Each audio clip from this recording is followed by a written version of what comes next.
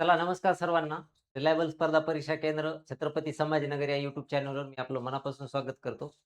आपल्या सर्वांना एक महत्त्वाची माहिती आहे, की आत्ताच एक शिक्षक भरतीसाठी जाहिरात निघाली होती पाठीमागं बरोबर.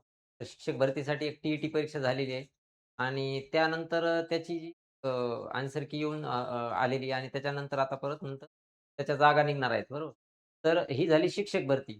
पण शिक्षक भरती व्यतिरिक्त सुद्धा शिक्षकेतर भरती सुद्धा शासन हे करण्याच्या विचाराधीन आहे आणि हाच मुद्दा घेऊन आज आपण आपल्या व्हिडिओमध्ये जो डिस्कस करणार आहेत, की कारण की आपल्याला माहिती आहे 2005 च्या नंतर ज्या खाजगी अनुदानित शाळा आहेत, तर या शाळेमध्ये शिक्षक भरतीच म्हणजे शिक्षकेतर भरती झालेली नाही. ज्याच्यामध्ये कनिष्ठ लिपिक सारखं पद असते, त्याच्यानंतर वरिष्ठ लिपिक असेल, त्याच्यानंतर ग्रंथपाल असेल, असे काही महत्त्वाचे पद आहेत, जे शाळा चालवण्यासाठी एक महत्त्वाचे आणि जबाबदार पद आहेत.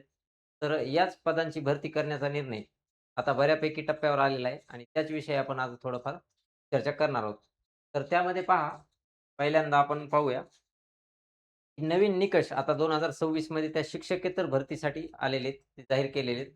तर त्याला काय नाव दिलेलं आहे, तर महाराष्ट्र खाजगी शाळातील कर्मचारी सेवेच्या शर्ती सुधारणा नियम 2026 असं संबोधण्यात आलंय. 2026च्या या निकषानुसार काय-काय बदल केलेत आता आपण पाहूया.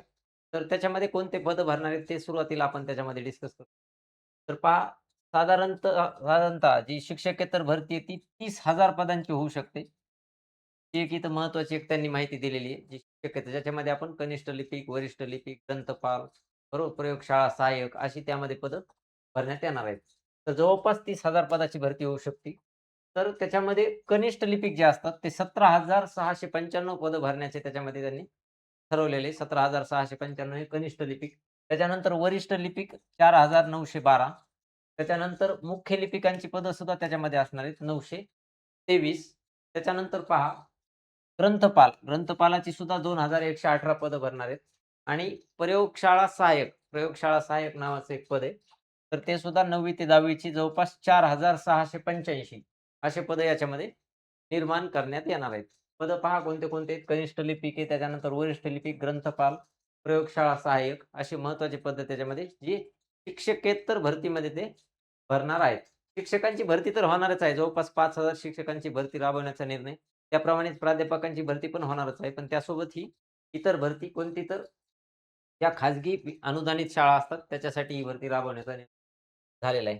त्याच्यानंतर प्रयोगशाळा सहाय्यक उच्च माध्यमिकमध्ये 2040 पदेही याच्यामधून निर्माण करणार आहेत. तर हे झाले पदाविषयी माहिती, की कोणते पदं कोणते-कोणते भरणार आहेत आणि त्याची पदसंख्या. पदसंख्या कदाचित थोडीफार कमी जास्त होऊ शकते. पण हे पदं याच्यामध्ये भरण्यात येणार आहेत. एवढी माहिती आपल्याला याच्यामधून कळते. त्याच्यानंतर जर आपल्याला कनिष्ठ लिपिक व्हायचं असेल, तर काय पात्रता त्यांनी ठेवलेली आहे कनिष्ठ लिपिकसाठी? कोणत्याही विद्यापीठाची कोणत्याही शाखेची पदवी किंवा शासनाने समतुल्य म्हणून घोषित केलेली इतर कोणतीही अर्हता. म्हणजे एकतर आपल्याला विद्यापीठाची डिग्री याच्यामध्ये पाहिजे आणि दुसरी महत्त्वाची एक पात्रता आहे ज्याला आपण टायपिंग असं म्हणतो. तर ज्याच्यामध्ये टायपिंगचं सर्टिफिकेट मराठी 30 पर मिनिट हे सर्टिफिकेट आपल्याला असणं अपेक्षित आहे किंवा जर इंग्लिश पाहिजे असेल तर 40 पर मिनिट हे सर्टिफिकेट आपल्याला याच्यामध्ये असणं अपेक्षित आहे. एकतर डिग्री पाहिजे आणि दुसरं महत्त्वाचं मराठी असेल तर 30 आणि इंग्लिश असेल तर 40. ओके. तर हे सर्टिफिकेट इथं असणं अपेक्षित आहे. त्याच्यानंतर जर वरिष्ठ लिपिक व्हायचं असेल, तर 3 वर्ष कनिष्ठ लिपिक म्हणून काम केलेलं पाहिजे. त्यांना वरिष्ठ लिपिक म्हणून समोर बढती तिथं मिळू शकते. हे झालं कनिष्ठ लिपिक आणि वरिष्ठ लिपिक. त्यानंतर आणखी एक महत्त्वाचं पद तिथं भरणार आहेत त्याच्यामध्ये ग्रंथपाल नावाचं पद आहे ते. तिथं ते ग्रंथपाल नावाचं पद तर पहा ग्रंथपाल संविधानिक विद्यापीठाची ग्रंथालय विज्ञान या विषयातील पदवी किंवा त्याच्यात समतुल्य अर्हता आपल्याला तिथं पाहिजे. तर हे एक आपण पाहूया 1 मिनिट.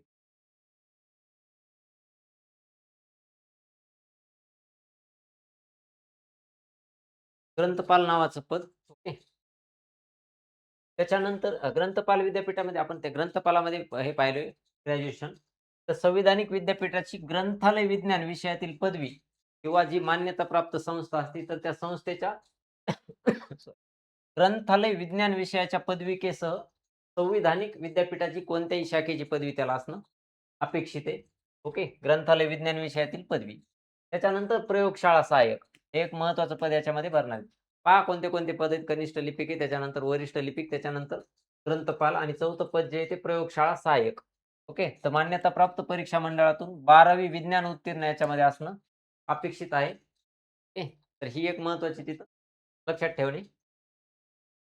त्याच्यानंतर आणखी एक पुढचं हां, हे एवढे आपले झाले पदं बऱ्यापैकी. ओके. कनिष्ठ लिपिक झालं, वरिष्ठ लिपिक झालं, त्याच्यानंतर ग्रंथपाल, प्रयोगशाळा सहाय्यक असे बऱ्यापैकी पदं त्याच्यामध्ये भरणार आहेत. त्यानंतर वरिष्ठ लिपिकची मी माहिती सांगितली आता जी कनिष्ठ लिपिक असताना कनिष्ठ लिपिक 3 वर्ष काम केल्याच्या नंतर त्यांना बढती म्हणून वरिष्ठ लिपिकपदी आणि त्याच्यामध्ये आणखी एक पद त्यांनी हे दिलेलं आहे. ते एक पद आपण पाहूया. प्रमुख लिपीक नावाचं एक पद दिलंय त्यांनी. प्रमुख लिपीक. ओके. हे एक पद नवीन हे केलंय. त्याच्यामध्ये काय दिलंय त्यांनी, वरिष्ठ लिपीक हे पद धारण करणाऱ्या व या पदावर 3 म्हणजे 3 वर्ष काम केलेलं पाहिजे वरिष्ठ लिपीक या पदावर.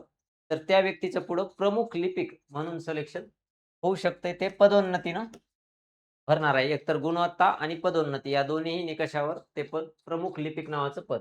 हां, कनिष्ठ लिपीक आहे. कनिष्ठ लिपीक नंतर वरिष्ठ लिपीक आहे आणि वरिष्ठ लिपिकापेक्षाही वरचं पद जे आहे ते प्रमुख म्हणजे प्रमुख लिपीक. फक्त क्रायटेरिया काय वरिष्ठ लिपीक होण्यासाठी कनिष्ठ लिपीक म्हणून 3 वर्ष काम केलेलं पाहिजे आणि प्रमुख लिपीकचा क्रायटेरिया जो आहे तो वरिष्ठ लिपीक म्हणून 3 वर्ष काम केलेलं पाहिजे. अशा व्यक्तींना भेटणार आहे. आणि आता हे पद आपण पाहिलेले आहेत. ग्रंथपाल असेल, प्रयोगशाळा सहाय्यक असेल. हे अशा बऱ्यापैकी हे पदं आणि त्याच्यानंतर पदं किती भरणार आहेत? जवळपास 30,000 पदं हे भरणार आहेत आणि नंतर याची जाहिरात येणाऱ्या काही काळात अपेक्षित आहे. तर आपल्यापर्यंत ही माहिती घेऊन येण्याचा उद्देश, की आपण त्याच्यावरती अपडेट राहावं, जेणेकरून आपल्याला त्याविषयी पण शक्यतर भरती आहे. त्याच्यामध्ये ज्यांचे टायपिंग आहे त्यांच्यासाठी ही सुवर्ण संधी असणार आहे. तर हे अशा प्रकारे आपण बऱ्यापैकी महत्त्वाची माहिती आपल्यापर्यंत डिस्कस करण्याचा प्रयत्न केलाय. तर चालेल. थँक